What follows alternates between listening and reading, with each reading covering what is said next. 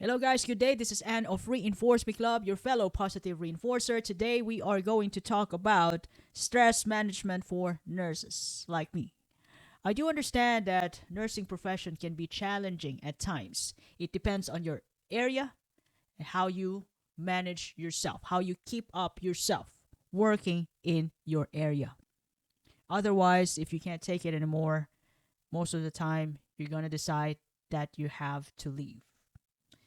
But before you leave, let me introduce to you this top 9 strategies to help you out.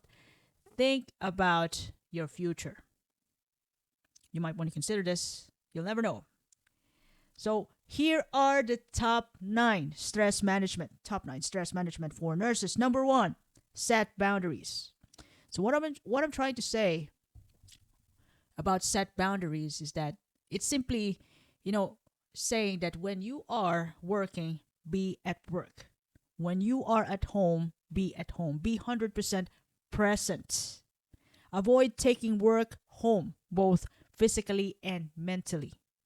So, it's also important to avoid calls which is related to your work when you are at home, especially when you're having a good time with your family. And you know yourself that you've already finished your projects within your shift, your things to do within your shift. So if they cannot reach you, they might just gonna message you. So in that way, and you're away from your phone, you can still have a good time with your family and just read the text when you have time. So set boundaries. When you work, be at work. When you play, be in the game. Number 2, time management. So prioritize tasks and manage time effectively. You might want to consider using planners, digital calendars, or organizers, a simple notebook for your notes, about your priorities of the day to organize your work and personal activities. So at work, just do the things that you must do. If you can delegate other tasks, then delegate. Just do the urgent and important stuff, as well as the even important and non-urgent stuff. Prioritize your priorities at work as well as at home. It's also important to take regular breaks during your shift to rest and recharge, as well as to reconnect with your loved ones while you're on break, if that relaxes you. Short breaks can improve your focus and productivity because when you are recharged, when you finally find time to talk with your loved ones, and that makes you feel happy. So by the time when you end your break and you go back to work, you are 100% again, you know, energized, going back to work. Number 3, self care or maintain healthy lifestyle. Prioritize self care by engaging in activities that promote physical, emotional, and mental well being, such as workouts or exercise. Engaging in your hobbies. So, like if you like to play golf, tennis, or simply run a marathon and practice ahead of time before the marathon, then why not? You might want to consider joining a relaxation techniques with a group, mindfulness and relaxation techniques. So you might want to join a yoga session and meet people there. And in that way, it can help you reduce stress and enhance emotional resilience when you are relaxed, when you are away from those thoughts about work. So it's time to take a break because you're not at work and you know how to set boundaries.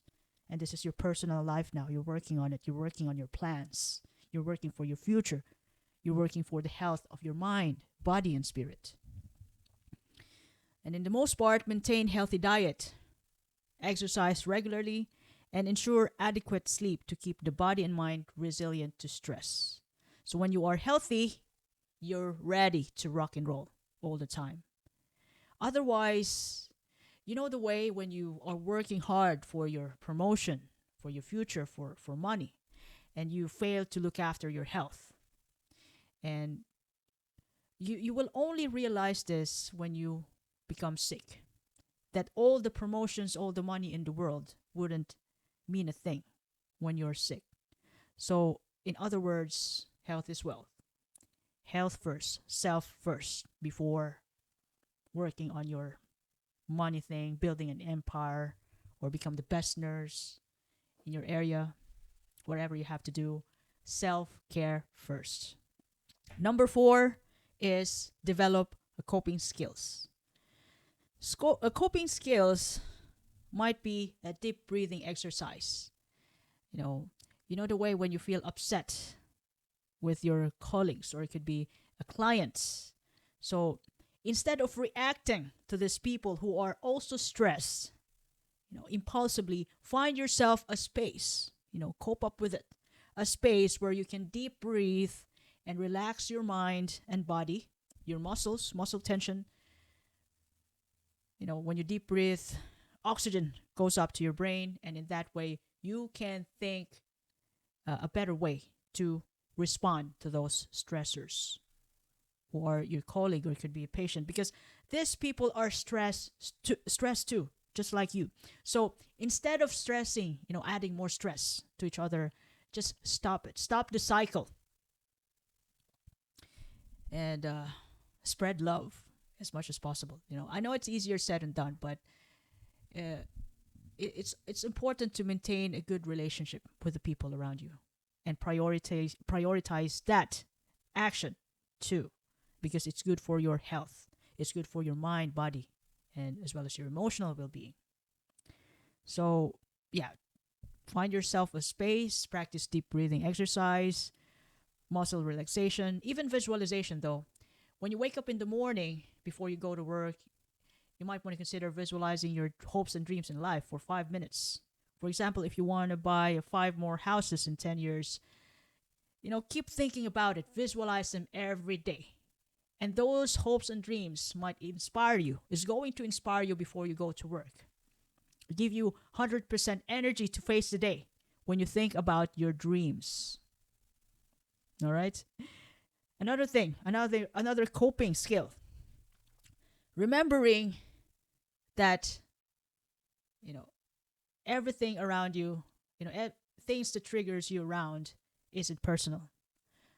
Remember to not take things personally, because some people just might going to say things that they never meant to say it. They never meant to hurt you. It's normal for them, but that's not normal for you. So since people are different, though, sometimes we could make other people upset in the way we are, because we're different. So thinking about that fact that people are different, and understanding it and embracing it as well, in that way, it's quite a relief to really not take things personally, because we are all different. We have different perspectives, different cultures sometimes when we work together. Like me, I'm an Asian, I'm in Europe, so we have different ways, we have different upbringing. So, having that in mind, that people are different, so it gives me freedom to not take things personally. Another thing is that, this is one of the favorite coping skill of the majority. Taking vacation or holidays. That would be great. So everybody loves this. And even just a mere getting enough sleep will be good enough to cope up with stress. Simple stuff like eating a well-balanced meal, can help you get through and fight stress. Simple stuff. Number 5, create a positive work environment. Build a supportive relationship with your colleagues and participate in team building activities. So it's as I've it's just give and take though. Some patience, because sometimes you could trigger some people, and they give you patience. They just let it slip away, and when they trigger you, which means that they didn't really mean it. It's also important to give patience and let it pass or reconcile, talk about it, solve the problem.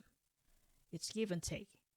And, we cannot avoid conflicts no matter what we do because we're all different. And the good thing about conflict is that it helps us grow, it helps us improve in a way that if we choose to solve the conflict with our colleagues, could be with the people we work around, even with patients. So when we decided to solve the conflict and we finally solve it, get over it, in that way we could grow. And those new knowledge could also give us some sort of dopamine makes us happy in a way that we solve problems together. So as I've said earlier, uh, build a good relationship with the people around, with your colleagues, with the patients, and with the entire institution. You could also negotiate your work schedules as much as possible, because since you are just like everybody, like other nurses, you also have personal life other than your work life. If some schedules wouldn't work for you, you know, you might want to consider verbalizing it to your manager. Be negotiable with your schedules, or negotiate your schedules, because you could have other plans with your family, and sometimes those schedules could conflict. So always negotiate. That's another way to set boundaries for yourself and your family, as well as for your work. So negotiate flexible work schedules that allow you to have a better balance between work and personal commitments. Number 6, delegate and collaborate. So delegate tasks when appropriate and collaborate with your colleagues to share the workload. You don't have to do everything.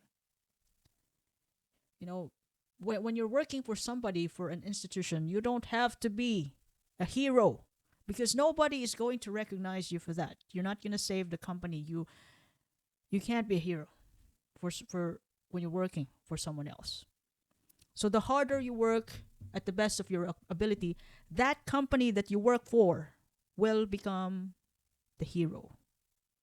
Well, you're just going to be a contributing factor to that. But what I'm trying to say is, you don't need to do everything. Other people are working for and are also working with you. So you might want to consider giving them a meaning, giving them a purpose. So delegate some tasks which aren't that important to you. Just do what matters. And when you have free time, or when you have a difficult case, it's important to ask help or collaborate with your colleagues, with your manager, to solve the problem, to help you out, to lessen the stress. Because the workload is being shared by your colleagues as well as with your manager. Number 7, professional development. So you might want to consider engaging in continuous learning and professional development, which can make you feel competent and confident in your role, which can help you reduce this job-related stress. So this professional development could be seminars, offered by the institution, or courses which can lead you to your promotion, or which can give you an increase in your pay scale, because you are skillful in that area, because you have finished the course. You are competent to do the skill that is being requested and needed by the hospital. So you got promoted. It's another way of saying you got promoted, because you won't stop learning. You want professional development. You want courses. You want something new in your brain, and you don't stop. You become more skillful in your area. Number 8, professional support. So you may want to consider seeking support from your supervisors, your senior colleagues, for a regular debriefing, or it could be support groups within your hospital or provided by your hospital, to help you discuss the challenges that you're having in your at work and find solutions for it. So professional support or counseling. You might want to consider counseling with regards to your problem at work that you unintentionally bring at home. So seek professional support. Lastly, number 9, mental health resources. So utilize the mental health resources offered by the hospital institutions that you work for, such as counseling services to manage stress and emotional fatigue in the workplace. Mental health resources. Okay, it's important. And another factor to really make this stress management work is organizational support. So, although we are good at coping stress, we are good at time management, we are good at setting boundaries as nurses working in a hospital, we cannot do this alone. We also need organizational support. Basically, helping out with this in the aspect of having an adequate staffing. So uh, make sure that you're doing your part at the best of your ability, and it's also important to assess that the organization is helping out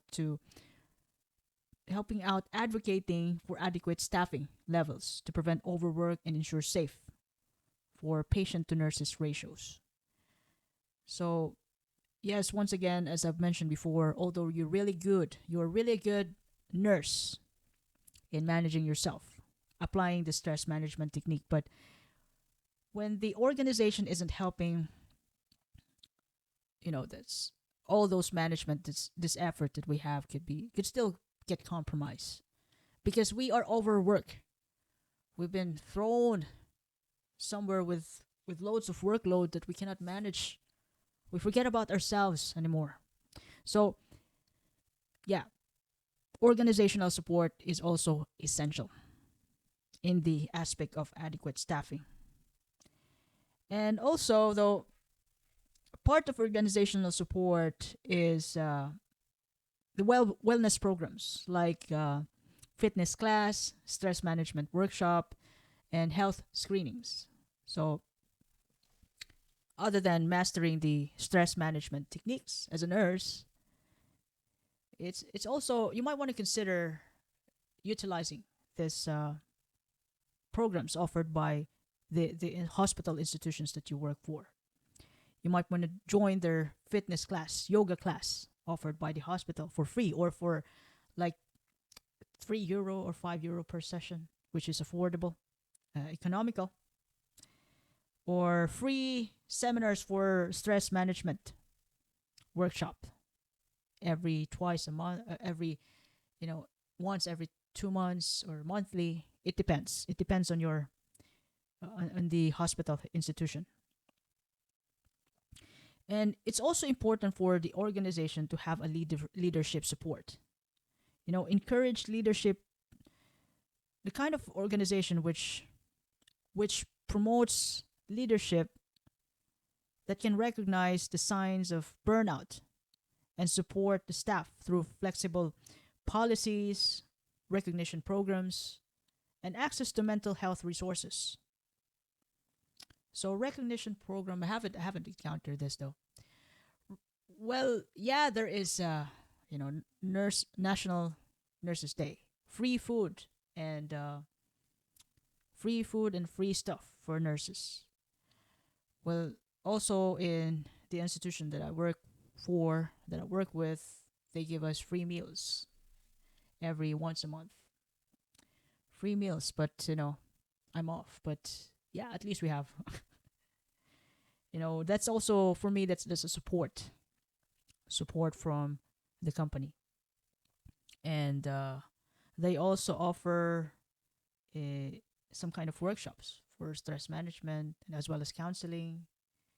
And yeah, I have no problem with the policies. So overall, they're doing their best to have a good leadership as a big company, as a big corporation, hospital corporation. So all in all, by implementing these strategies, nurses can better manage the demands of, you know, our profession, nurses like me. Maintain a healthy work-life balance as well as prevent burnout. So in other words, both individuals, nurses and organizations must work together to create an environment that supports the well-being of nursing professions. So once again, we cannot do it alone. We as nurses, I'm one of them. Nurses and organization must work together to have a healthy future together.